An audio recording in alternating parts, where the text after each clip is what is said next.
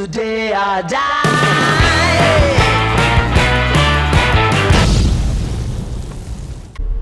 Ajaccio. Here we come.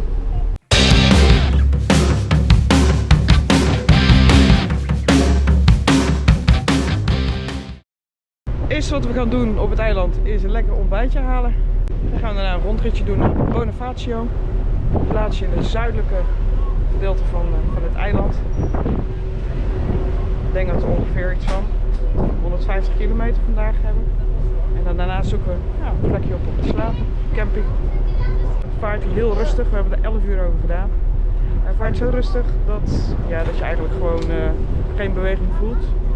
Je voelt eerder beweging als je aan het lopen bent en aan het staan bent. Maar liggend, slapend, absoluut geen probleem. Het is echt heerlijk geslapen.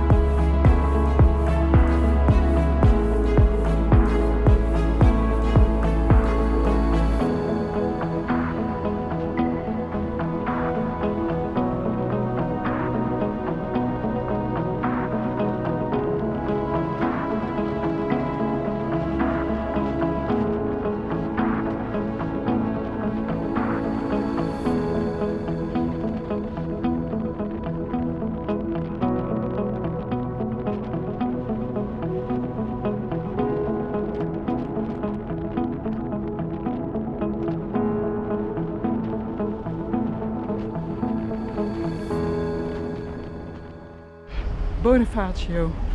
Eventjes omgekleed, want het is hier wel 4, 5, 36, 37 graden. En we gaan even een lunchje doen in Bonifacio.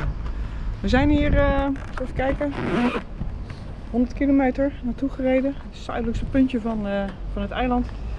En Bonifacio is heel historisch en daarom wilden we hier een tussenstopje doen. Het heeft ook een hele steile kust. Het is echt een rotsachtige kust. Het is een rechte afgrond naar beneden. En we hebben ook al in de verte een gedeelte van het eiland Sardinië gezien. Want het is natuurlijk zuidelijk gelegen aan Corsica.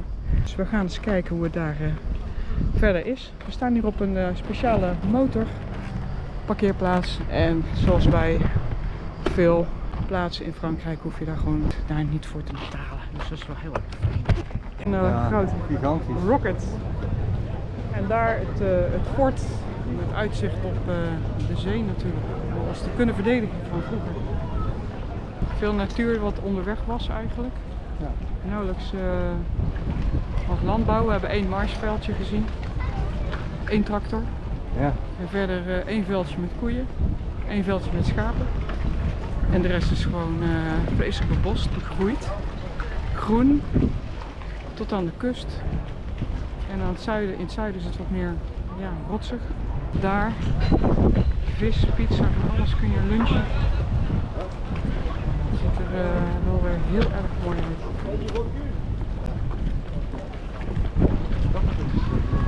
Hier de oude stad in. Ja. Kasteel. Fort. Bovenop.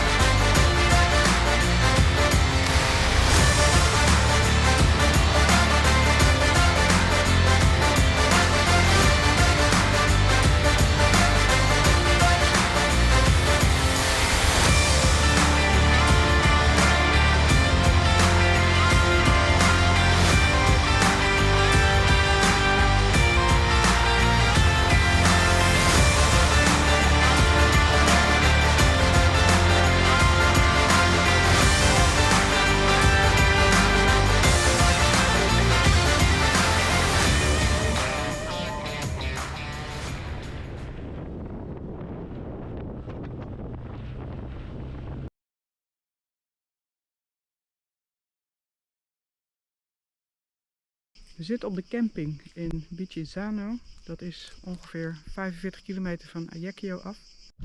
De camping is erg rustig. Ik denk dat we met z'n 5 ongeveer hier op het hele terrein staan. Het is ook heel natuurlijk aangelegd. Het bijzondere op deze camping is dat er, even goed uitkijken waar ik loop, dat er kurkeikens staan. Dat is het.